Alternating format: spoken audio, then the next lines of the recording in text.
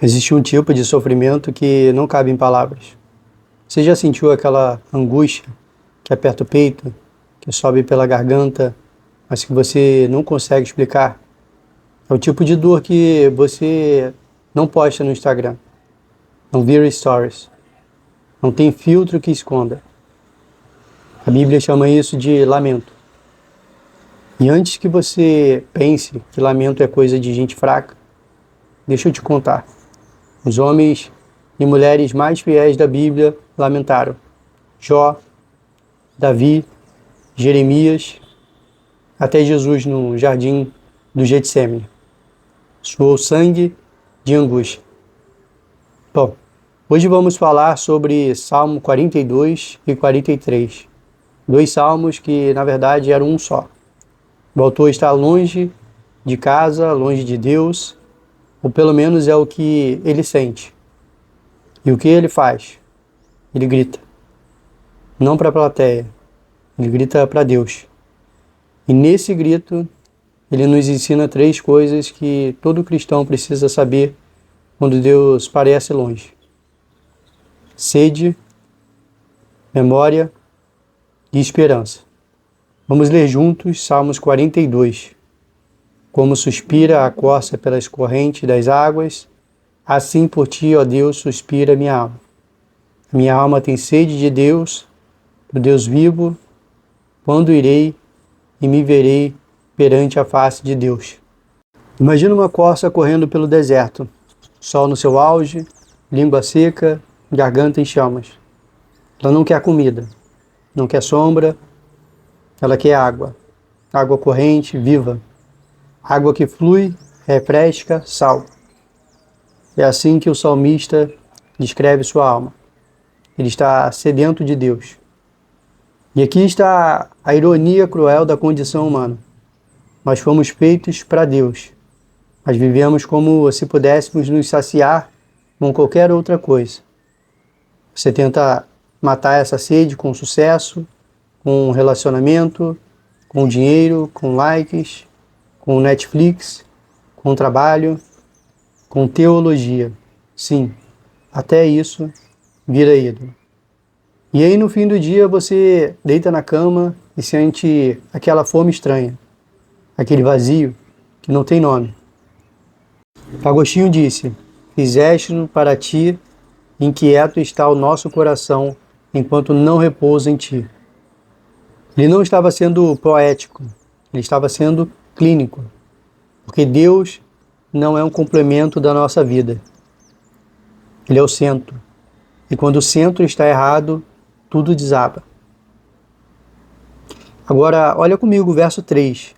As minhas lágrimas têm sido o meu alimento dia e noite, porquanto me dizem constantemente: onde está o teu Deus? O salmista está chorando. E não é um choro comportado. É o tipo de choro que te deixa inchado, que dói no corpo. Enquanto ele chora, as pessoas ao redor ficam jogando a pergunta na cara dele: onde está o teu Deus? Você já deve ter ouvido isso. Talvez não com essas palavras, mas já ouviu alguém insinuar que se você fosse realmente cristão, não estaria sofrendo daquele jeito. Como se fé fosse sinônimo de anestesia. Mentira. A Bíblia não promete uma vida sem dor. Ela promete a presença de Deus na dor. E às vezes, como no caso do salmista, até a presença parece ter sumido.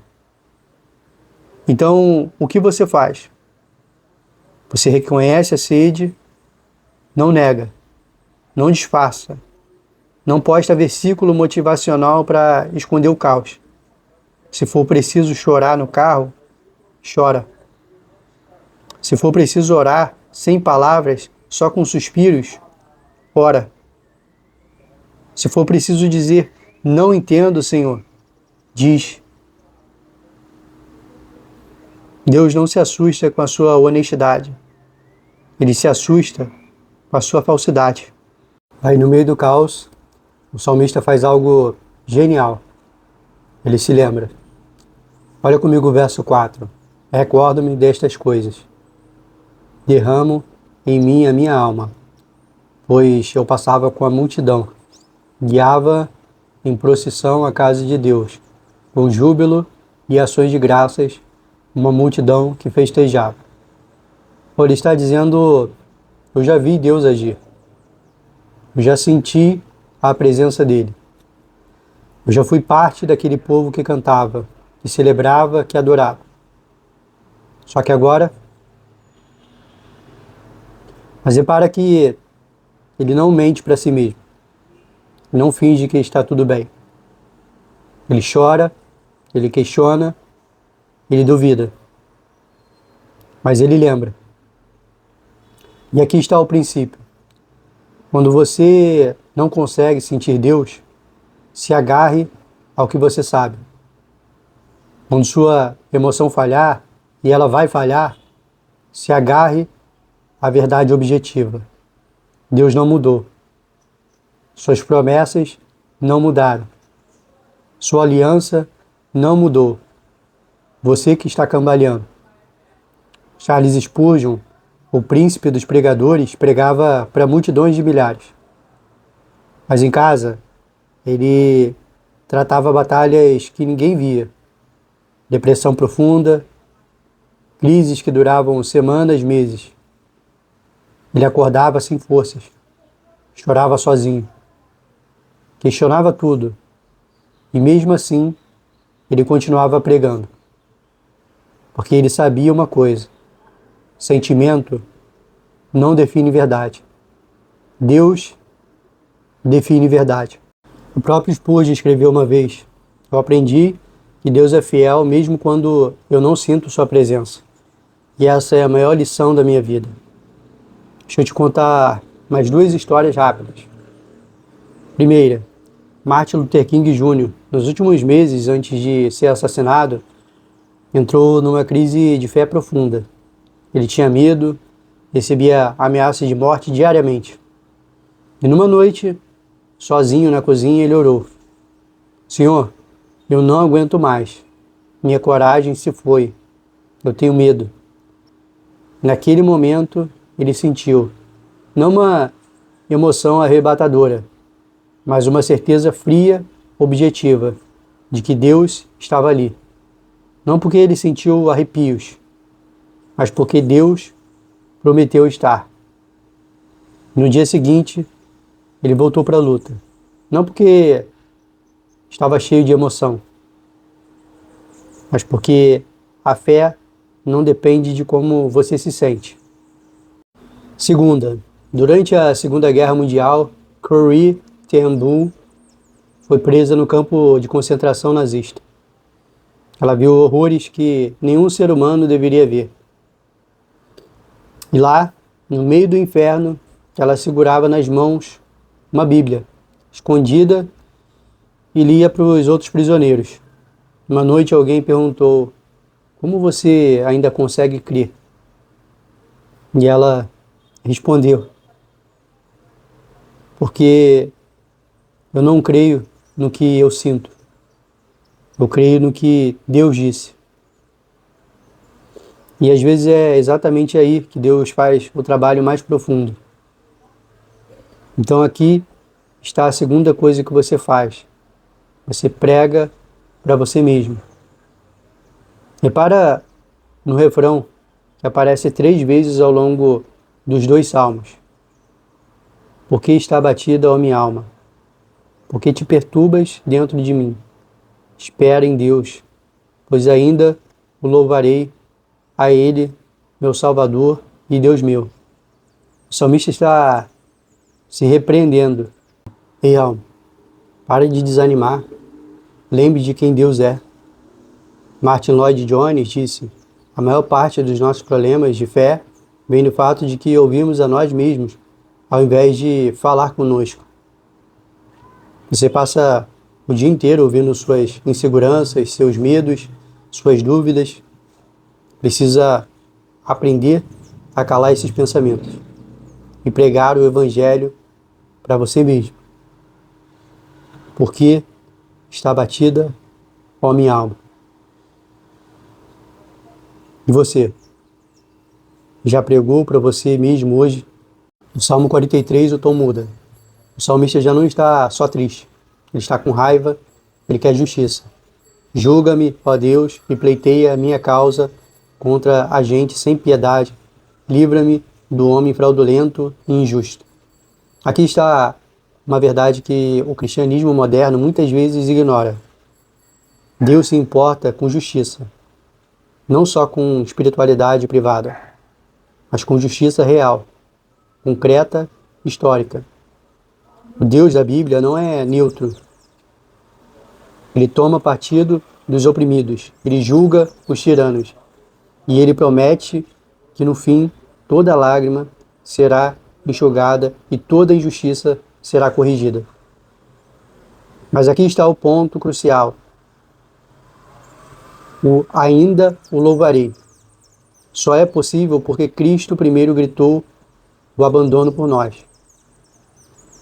Quando Jesus estava na cruz, ele gritou: Deus meu, por que me abandonaste? Jesus conhece o grito do Salmo 42. Ele conhece a sede. Ele conhece o silêncio de Deus. Mas a diferença é essa. Quando Jesus gritou, Deus de fato o abandonou. Porque ele estava carregando o pecado do mundo. O abandono que você deveria sentir eternamente. Cristo sentiu na cruz. E porque ele gritou, você pode esperar. Porque ele foi abandonado, você nunca será. Porque ele morreu, você vive. Porque ele ressuscitou, sua esperança não é ilusão, é certeza histórica. O salmista termina pedindo: envia a tua luz e a tua verdade, para que me guiem e me levem ao teu santo monte. Ele quer voltar para casa. Ele quer voltar para a presença de Deus. E aqui está a boa notícia. Depois de Jesus, a presença de Deus não está mais num templo físico. Está em Cristo. E onde está Cristo? Com você. Sempre. Até o fim dos tempos. Porque está abatida, ó minha alma. A vida cristã não é um conto de fadas.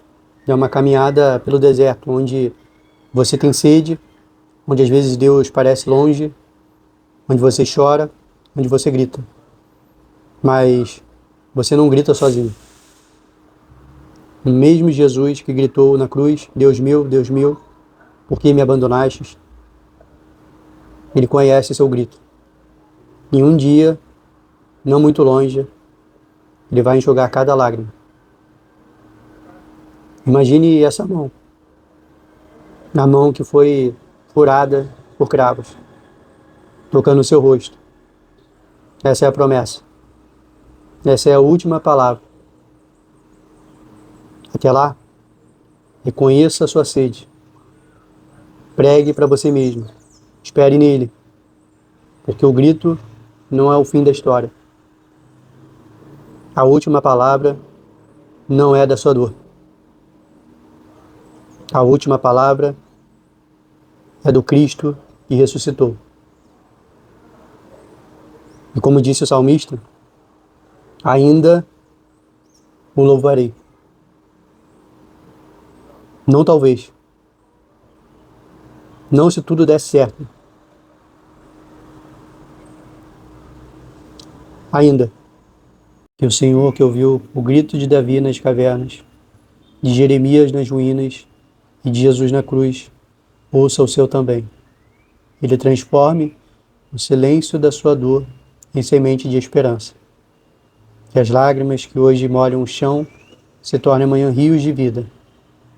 E que mesmo quando você não sentir nada, o Espírito Santo lembre ao seu coração: você não está só. O Deus vivo ainda está escrevendo sua história. E ela não termina em desespero, termina em louvor. Em nome do Pai, do Filho e do Espírito Santo. Se essa mensagem falou com você, Se te lembrou de alguém que está no deserto, sedento, em silêncio, curta, comente e compartilhe. Você não tem ideia de como Deus pode usar um simples toque no botão para alcançar alguém que está prestes a desistir. Eu fico por aqui. Até a próxima.